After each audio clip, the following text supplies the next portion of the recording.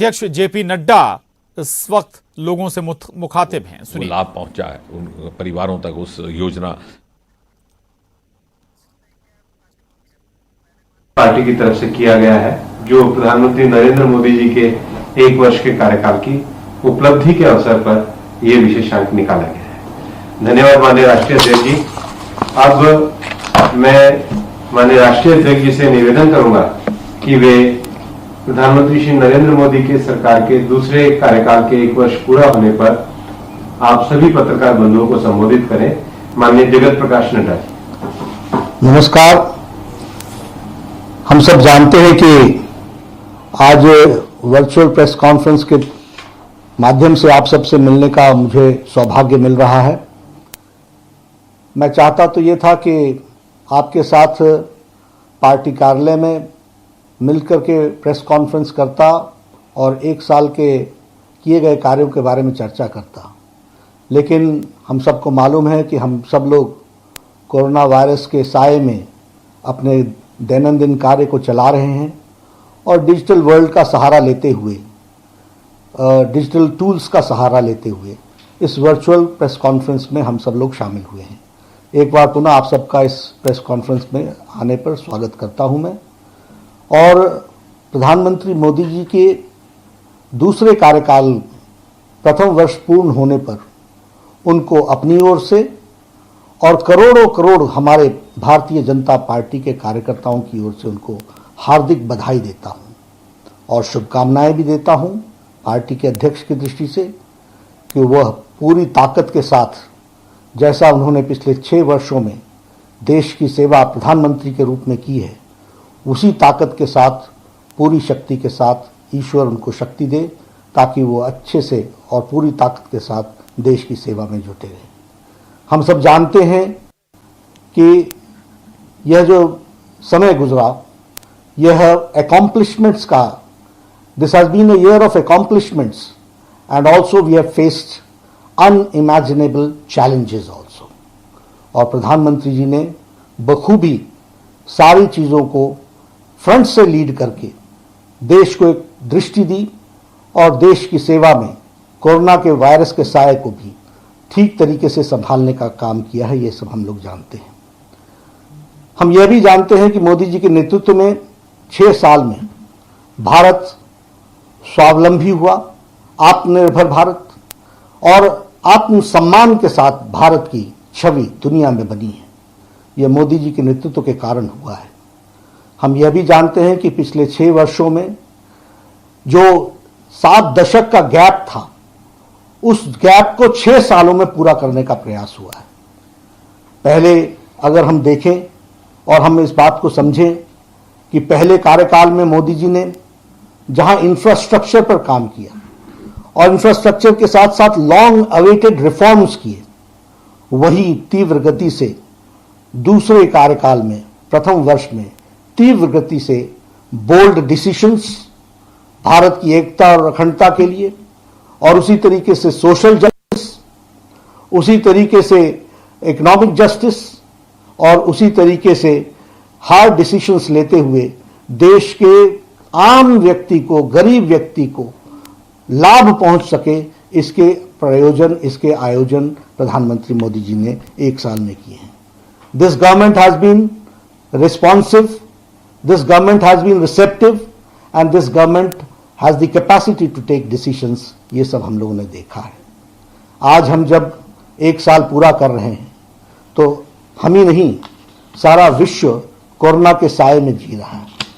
और यह स्थिति कोरोना की दृष्टि से देखी जाए तो हम ये कह सकते हैं कि अन्य देशों के मुकाबले भारत ने मोदी जी के नेतृत्व में कोरोना की लड़ाई एक इस तरीके से लड़ी जिसमें भारत की स्थिति संभली हुई रही और बहुत हद तक उसको संभाल के रखा गया है।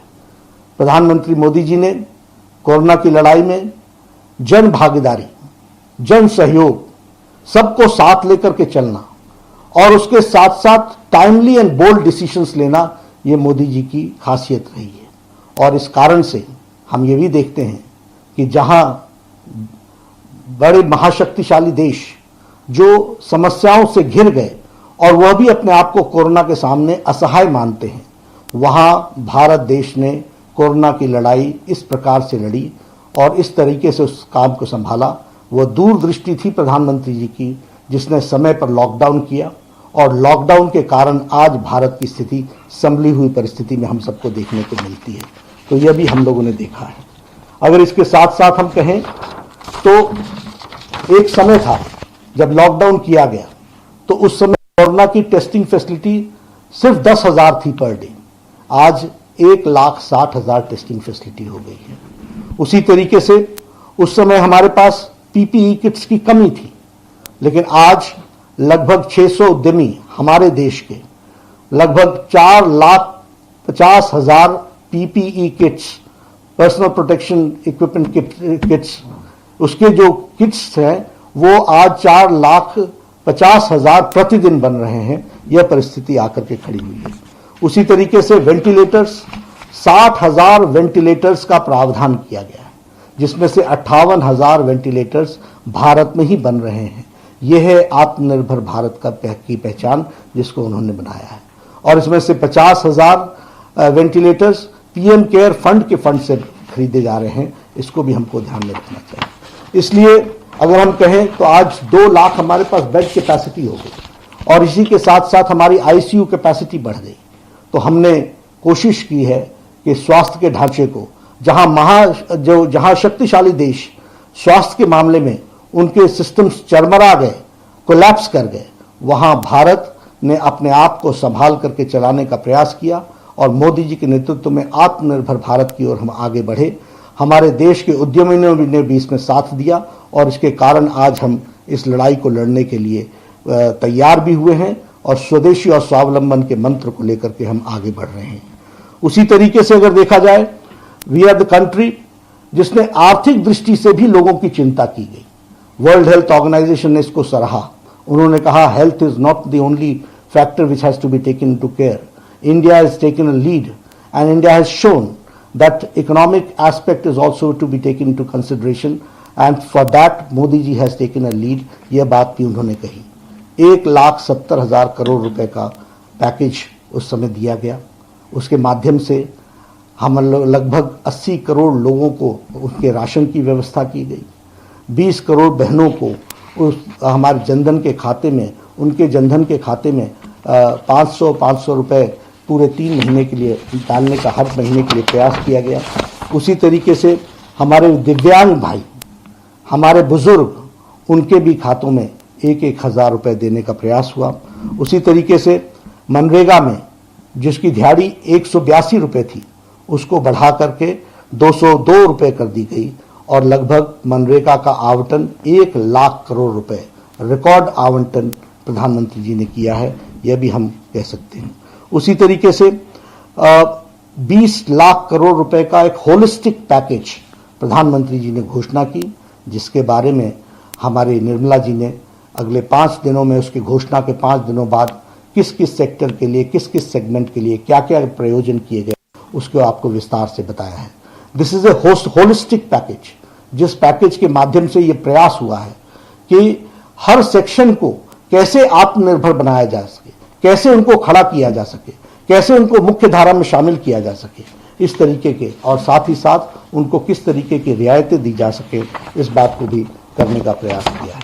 उसी तरीके से अगर हम कहें तो वसुधैव कुटुंबकम का नारा लेते हुए कोरोना की लड़ाई के बीच में हम लोगों ने 100 से ज्यादा देशों को उस समय हम लोगों ने राहत पहुंचाने का काम किया और उनको मेडिसिन पहुंचाने का काम किया। यह भी हमको ध्यान में रखना चाहिए। इसलिए मैं ये कह सकता हूं कि जहां कोरोना की लड़ाई है और कोरोना की लड़ाई के साथ साथ उसको होलिस्टिक तरीके से किस तरीके से लड़ा जा सकता है, इसकी दृष्टि मोदी जी ने अपने नेतृत्व की क्षमता में दिखाई है। और यह इस लड़ाई को बहुत जिसे मैं ये कह सकता हूं कि पूरी शिद्दत के साथ और फ्रंट से लड़ करके, और यह भी कहना चाहूंगा और यहां पर देश को धन्यवाद देना चाहूंगा कि प्रधानमंत्री जी के एक एक आह्वान को देश ने रिस्पॉन्ड किया, देश ने सुना, देश ने समझा, देश ने उसको आत्मसात किया। इसलिए मैं देश की जनता को भी धन्यवाद देता हूं और साथ ही साथ मोदी जी ने जिस नेतृत्व का नेतृत्व क्षमता को दिखाया है वह सच में अनुकरणीय भी है और वह सच में प्रशंसनीय है। ये हमको ध्यान में रखना चाहिए। मित्रों, कोरोना के साथ साथ भारत ने मोदी जी के दूसरे कार्यकाल में के प्रथम वर्ष में बहुत डिसाइसिव डिसीजंस लिए। अगर मैं बात करूं आर्टिकल 370 के एब्रोगेशन की, अगर मैं बात करूं 35A के जाने की, यह प्रधानमंत्री मोदी जी की इच्छा शक्ति का नतीजा था और उसको सूत्रधार बने हमारे गृह मंत्री अमित शाह जी, जिन्होंने उसको कार्य रूप दिया। दुनिया बोलती थी ये असंभव है। हम लोग बहुत समय से कहते थे एक देश में एक निशान, एक विधान, एक प्रधान, एक संविधान, लेकिन ये बचपन से कहते हुए हम जानते थे इसको करना बहुत कठिन कार्य है, लेकिन मोदी जी की इच्छा शक्ति ने इसको पूरा किया और धारा 370 को समाप्त करके, एब्रोगेट करके जम्मू कश्मीर की जनता जो मुख्य धारा में शामिल होने में दिक्कत आती थी, वह आज मुख्य धारा में शामिल हो गई है। वहां की महिलाओं के जो भारत के कानून नहीं लगते थे और उनको प्रोटेक्शन नहीं मिलती थी, आज उनको वो प्रोटेक्शन मिल रहा है। हमारे दलित भाई जिनके साथ अन्याय हो रहा था, वर्षों से अन्याय हो रहा था, उनको आज न्याय मिल रहा है। हमारे पाकिस्तान से आए हुए हमारे रेफ्यूजी भाई जो जम्मू कश्मीर में बस गए, उनको न्याय नहीं मिल रहा था, उनको आज न्याय मिल रहा है। उसी तरीके से हमारे प्रॉपर्टी राइट्स जो महिलाओं की थी, वह उनको नहीं मिलती थी, वह आज उनको मिल रही है। इस तरीके से जम्मू कश्मीर, लद्दाख का इलाका वो हमेशा इग्नोर्ड था, वह आज मुख्य धारा में शामिल होकर के अपने विकास की प्रगति के पथ पर चल पड़ा है। इसलिए धारा 370 ये देश की एकता और अखंडता का बहुत महत्वपूर्ण फैसला था जिसको मोदी जी ने लिया है। अगर हम उसके साथ साथ बात करें तो हमारे CAA का, सिटीजन्स अमेंडमेंट एक्ट, वर्षों से बात चली आ रही थी कि हमारे अफगानिस्तान से, हमारे बांग्लादेश से, हमारे पाकिस्तान से जो बेचारे आए हैं, रिलीजियसली परसिक्यूटेड हैं, उनको यहाँ पर भारत में स्थान मिलना चाहिए, लेकिन ये काम नहीं हो पा रहा था। प्रधानमंत्री मोदी जी ने फैसला लिया और इस फैसले के कारण आज CAA, सिटीजन्स अमेंडमेंट एक्ट लागू हुआ और उनको मुख्य धारा में शामिल होने का मौका मिला, उनको सिटीजनशिप राइट्स मिले। ये हम ध्यान में है। हमारी मुस्लिम बहनें, हमारी माताएं जो 3 तलाक के कारण बहुत तकलीफ में थी, दिक्कत में थी, उनकी चिंता प्रधानमंत्री जी ने की और जो ट्रिपल तलाक था उसको, ये एक कुरीति थी, उसको समाप्त करने का काम प्रधानमंत्री मोदी जी ने किया है। उसी तरीके से टेररिज्म से लड़ने के लिए देश में UAPA, unlawful activities prevention act के तहत टेररिस्ट को टेररिस्ट घोषित करना, उसके खिलाफ एक्शन लेना, यह काम भी प्रधानमंत्री जी ने बखूबी कानून में परिवर्तन ला करके किया। NIA की, इन्वेस्टिगेशन एजेंसी की दायरे को बढ़ाया और उस दायरे को बढ़ाने के साथ साथ विदेशों में भी अगर ऐसी एक्टिविटी होती है तो उनको भारत के कानून के दायरे में ला करके उनके खिलाफ एक्शन हो, इस बात का भी प्रयास हुआ है। उसी तरीके से एक बहुत, जिसको कहते हैं बोल्ड डिसीजन, पॉक्सो का। जेपी नड्डा बीजेपी के राष्ट्रीय अध्यक्ष वर्चुअल प्रेस कॉन्फ्रेंस कर रहे थे। दरअसल मोदी सरकार का 1 साल का कार्यकाल, दूसरे कार्यकाल का 1 साल पूरा हो गया है और उस पर यह virtual press conference JP Nadda की सरकार की उपलब्धियां गिनाते हुए क्या क्या काम सरकार ने किए हैं अपने इस कार्यकाल में, और बल्कि 6 सालों में क्या क्या काम सरकार ने किए हैं, उसका जिक्र धारा 370, 35 से 3 तलाक कानून और भी जो महत्वपूर्ण काम इस सरकार ने किए हैं उनका जिक्र जेपी नड्डा कर रहे हैं। वक्त एक छोटे से ब्रेक का है, फौरन लौटेंगे।